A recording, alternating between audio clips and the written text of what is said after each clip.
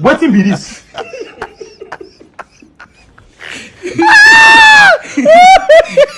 You will wait some people they rush go collect international passport.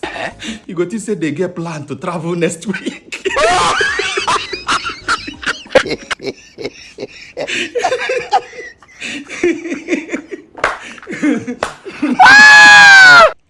If you see the way people take the food for immigration office to collect international passport, you go to say Nigeria go empty next week.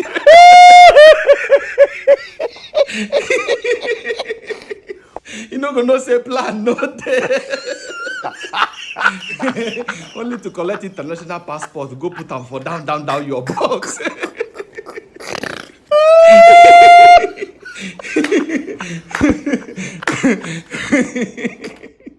You go collect your international passport, use them, they do ID for back. Hey!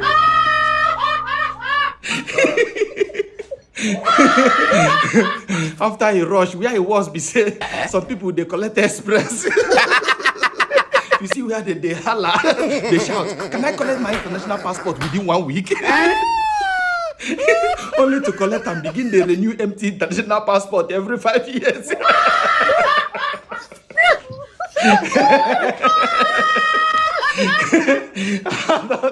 You have to have capacity. The smoky book. International passport and our certificate, they work hand in hand. Hey, they are two the same position, down the box. You just be like say you know if you use them. You know if you use your international passport, travel, money not there. You know if you use your certificate, find job not there. You are two na close pal. I wonder what in international passport and our certificate go to discuss on that box. They will be like, what is really our mission? International passport don't tie up our hand. Then they hold them now, they check babe. If you want check babe, you go bring them out. The babe go to say you get mission. No mission, no. Mamma mia.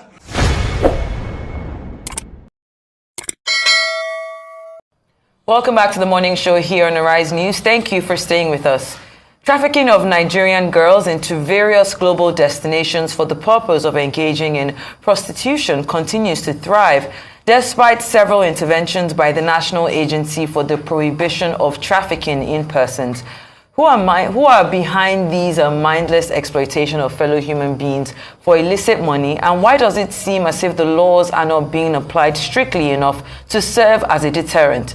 What's the role of families in the sustenance of this racket, and to what extent is the message of caution being assimilated by potential victims?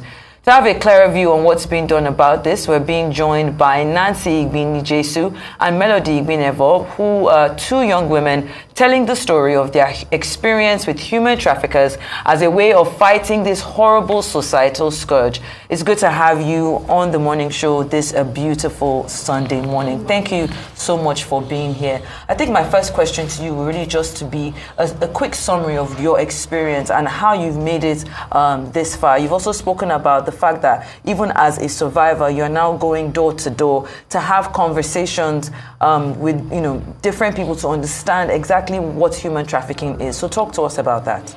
I was trafficked to the UAE. We were deceived by To where? UAE, Dubai, Okay. by a friend where I learned how to make hair. So the woman promised us that we have a better job there and we'll get a better pay. While we got there, meanwhile, she did the processes of our passport and transportation to Lagos. When we got there, the story changed.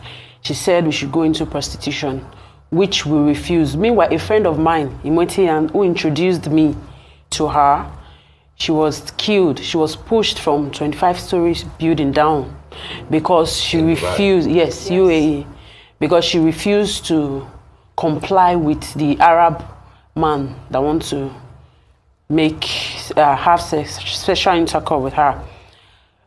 So they threatened me, if I talk, they are going to kill me. So I was in bondage with my madam for so many months. Even if I'm going out to work, she will follow me, collect the money from the men she brought for me. So after all said and done, try to reach out to the police, all not to avail, because the policemen were also patronizing us. The policemen and the CID. They patronize. Yes. Even when they had visa ban, like nobody should come to UAE for prostitution, they were still trooping in girls, thousands of girls coming. Like in my own personal building where I stay, in a day, sometimes 20, 15 do come. So that's my short story. The police patronize us. Once the whole... Is it the same story with Nancy? No, similar to it, because I was also deceived. My mother has a restaurant. So when one woman came and said, look at the beautiful girl, you can cook all those stuff, blah, blah, blah, blah. So she deceived me into it. So when I got to Dubai, the story changed. So that very day that I got to Dubai, I refused what they asked me to do. They beat me that day, and I was locked in the room. They were bringing me different men, and she was collecting, that is my boss, she was collecting the money from them. They will come have sex with me. So I was in total bondage. So I was begging her for her to leave me to come out. I will, like, how am I going to put it? For her to leave me to come out, that I will do the job she asked me. That is the prostitution she asked me to do. On my 5th day, she allowed me to come out. That was when I ran and I submitted myself to the station. The UAE police. There is a jail, like a jail, that I'm coming back to my country. They were laughing at me that you are frustrated, go back to Dubai. I said, no, I'm coming back. There was one man that rescued me, so... Were you both in Lagos or in Edo State? I was in Benin, Edo State, when I met that woman, so... What about you? I was in Benin. Nancy? In Benin too? Yes, okay, so how did you you escaped, you are back into the country, so your mission now is to assist other ladies to come out, you know, those that you said that. Yeah. Our mission is, we are 45 of us trying to reach out to all the ladies that are being abused through this process.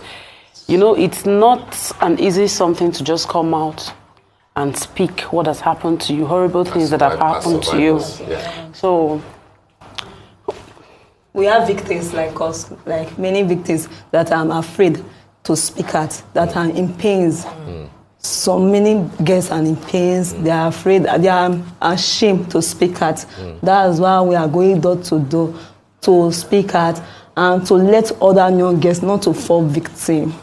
Understandably so. Can I just ask quickly, this woman, or I'm sure different women in your cases, the madams, where are they now? Do you have any idea if they've been arrested? Oh, I have an idea of mine. She was arrested immediately I came back to Nigeria. She's also deported. She's in Nigeria now. I suspect that she's in Lagos. Right. They will not take you to their houses. They will not take you to anywhere they know you can find them. So I really I empathize with you, and we're going to look for a way to give you more time to be able to talk about this particular story. But I'm so glad that you're at least back in Nigeria and and safe. And I apologize that you had to go through any of that. Thank you so much for. And we have a little news for our young girls for not to be very desperate, communication, all that glitter is not good. Yes, definitely. Yeah. Okay, that's a good place to end it. Thank you so much for being on the show. All right, Nancy and Melody, like we said, we will find a way to bring you back so that you can speak, have more time to speak to Nigerians and the cause that you are pursuing. We were actually meant to have what's her name? The actress Tonto Dike, to be part of this. Yes, Save a Life. She has been a huge support to us. We spoke to her. All you 45 that came back. No, she spoke to us. All right. We are emotional, also she. Okay, all right, that's fine.